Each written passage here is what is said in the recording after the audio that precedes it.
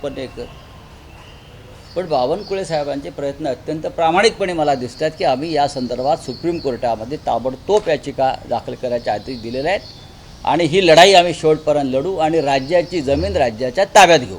न्यायालयाचा विषय निघाला आहे म्हणून काल मेधा सोमय्या यांनी सेशन्स कोर्टने जे तुमचं निर्दोषत्व आहे त्याला आव्हान दिलेलं आहे. तो सुद्धा विषय मीरा भाईंदरचाच आहे. येस. ठीक आहे, त्यांना तो अधिकार आहे. माझं त्यांच्याविषयी काय व्यक्तिगत राग लोकद्वेष किंवा व्यक्तिगत त्यांची बदनामी करावी अशी माझी भूमिका कधीच नव्हती. माझ्यासमोर जी माहिती आली सरकारी माध्यमातून, विधानसभेत झालेली चर्चा, विधानसभेत विचारलेले प्रश्न, त्या संदर्भात मी माझी भूमिका मांडली, तर त्यात बदनामी कुठे आली? विधानसभेच्या अध्यक्षांचे आदेश त्या संदर्भात आहे. मीरा भाईंदर महानगरपालिकेच्या काही सूचना त्या संदर्भात, काही अहवाल आहेत, त्या विषयावर जर मी मत व्यक्त केलं तर त्यात बदनामीचा विषय येतो कुठे? पण ठीक आहे, त्या प्राध्यापिका आहेत, त्या महिला आहेत, त्यांना अधिकार आहे न्यायालयात जाण्याचा. पण माझगाव न्यायालयानं तुम्हाला शिक्षा ठोठावली, ती चुकीची होती. कारण मी जे तुम्हाला सांगतोय की माझं स्वतःची माहिती काहीच नाही. त्यात ज्या विषयावर विधानसभेत चर्चा झाली आहे, मीरा भाईंदरचा जो काय टॉयलेट घोटाळा आहे, तो विधानसभेत चर्चा झाली, विधानसभेत प्रश्न विचारले. मीरा भाईंदर आणि या भागातले स्थानिक आमदार प्रताप सरनाईक यांनी चौकशीची मागणी केली आहे कागदोपत्री. त्यांनी काही पुरावे दिले, त्यांनी लक्षवेधी मांडली, त्याच्यावर मी बोललो आहे, त्याच्यावर मी भूमिका मांडली की काय आहे, हे काय व्हायला पाहिजे.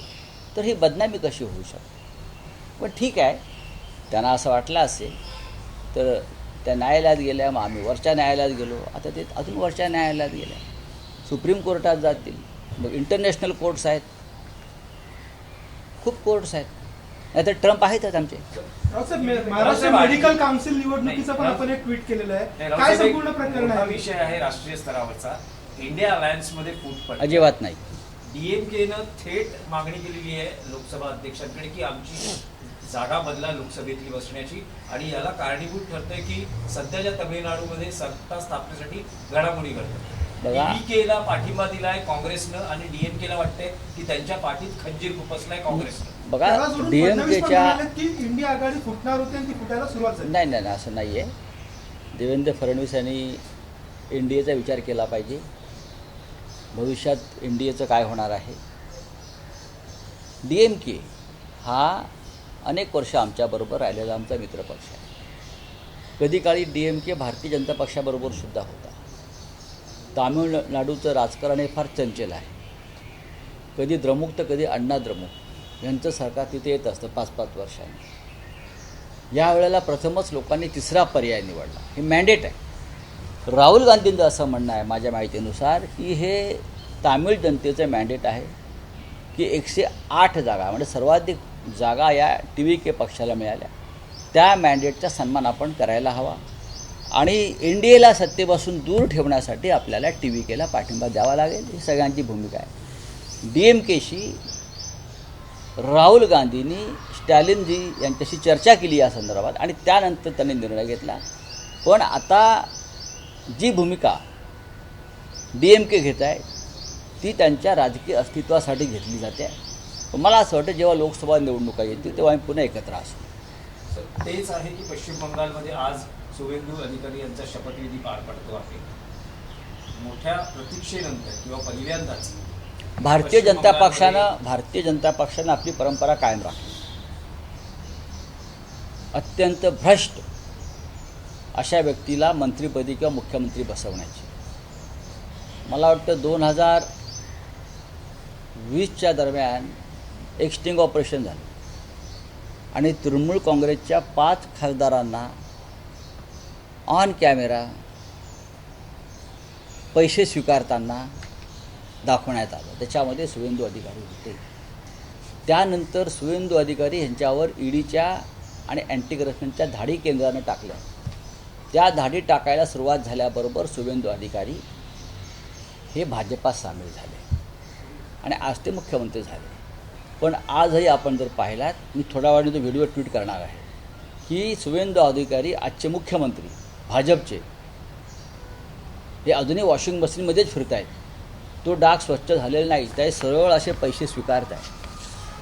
अशा माणसाला आपण राज्याचं मुख्यमंत्रीपद देऊन भाजपनं भ्रष्टाचारांना सत्ता देण्याची आपली परंपरा राखली, त्याबद्दल त्यांच्या या कन्सिस्टन्सीचं अभिनंदन केलं पाहिजे.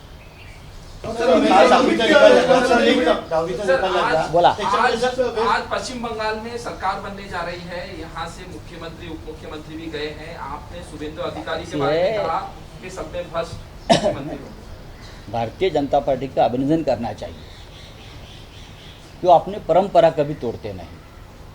परंपरा कायम रखने में उनका हाथ कोई पकड़ेगा नहीं. पश्चिम बंगाल के जो मुख्यमंत्री का नाम की घोषणा हो गई है और जो शपथ लेंगे शुभेंदु अधिकारी, कुछ साल पहले यही शुभेंदु अधिकारी के खिलाफ भारतीय जनता पार्टी के लोगों ने, पूरे बीजेपी ने भ्रष्टाचार के खिलाफ मुहिम चलाई थी. यही अधिकारी के खिलाफ बहुत बड़ी एक मूवमेंट चलाई थी. ऑन कैमरा रिश्वत लेते हुए उनको पकड़ा था, ऑन कैमरा. और पूरे बीजेपी के ट्विटर हैंडल, सोशल मीडिया पर शुभेंदु अधिकारी चल रहा था महीनों महीने तक. कितने भ्रष्ट व्यक्ति हैं. ये भ्रष्ट व्यक्ति के ऊपर ईडी की रेड्स हो गई. फिर ये महान व्यक्ति बीजेपी में चला गया और आज इस राज्य का मुख्यमंत्री बना दिया. तो एक भ्रष्ट व्यक्ति को मुख्यमंत्री बनाने की जो परंपरा है, वो भी बाहर से आने वाले, वो परंपरा भारतीय जनता पार्टी ने कायम रखी है. उसके लिए उसका अभिनंदन करना चाहिए. सर, डीएमके ने कहा है लोकसभा में अलग सीट रखे. देखिए राजनीति में ऐसा होता है. तमिलनाडु की राजनीति बहुत चंचल है, बहुत ही चंचल है. और बात ऐसी है कि स्टालिन साहब से राहुल गांधी जी ने इस बारे में खुलकर बात की थी कि एनडीए की सरकार रोकने के लिए हमको ये निर्णय लेना पड़ेगा, आप भी उसमें शामिल हो जाइए. मुझे लगता है धीरे धीरे ये मामला सुलझ जाएगा.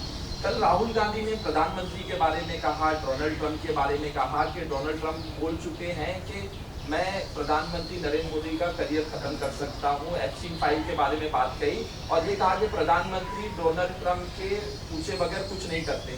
ये तो बार बार राहुल जी ने कहा है. राहुल जी के पास बहुत बड़ा भंडार है.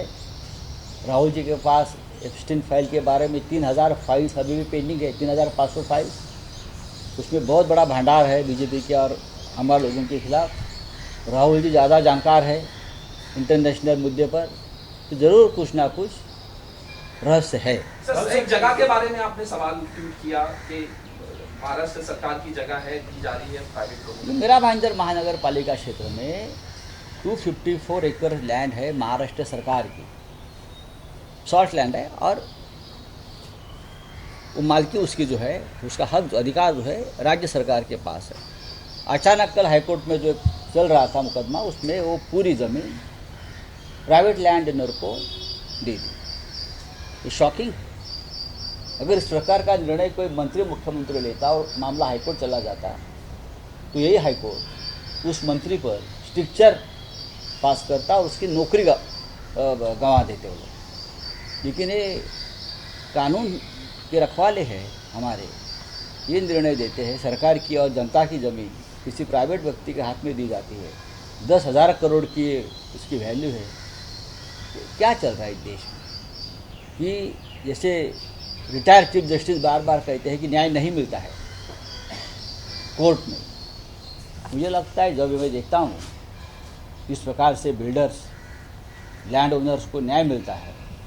मैंने सरकार से पूछा है, ये जो कंपनियां हैं दो, द स्टेट इन्वेस्टमेंट्स और मिरा रियल इस्टेट, उसके मालिक कौन है, उसके डायरेक्टर्स कौन है, ये कंपनी कहाँ से आई है और कंपनी को किसका आशीर्वाद है बाहर के स्टेट से. एक बार जनता को सामने आने दीजिए. अगर नहीं आता है तो मैं दे दूंगा इन्फॉर्मेशन आपको. सर, रेवेन्यू मिनिस्टर से बात हुई आपकी? मैंने खुद उनको फ़ोन किया था कि भाई ये हमारी ज़मीन है, हमारे राज्य की ज़मीन है, ये कैसा हो सकता है. तो मंत्री जी बावनकुळे साहब ने कहा हमें कि सर कि मैं ये पूरा मामला सुप्रीम कोर्ट लेके जा रहा हूँ और किसी भी हालत में ये ज़मीन फिर एक बार महाराष्ट्र सरकार के अधीन हो जाएगी. एबीपी माझा, उघडा डोळे बघा नीट.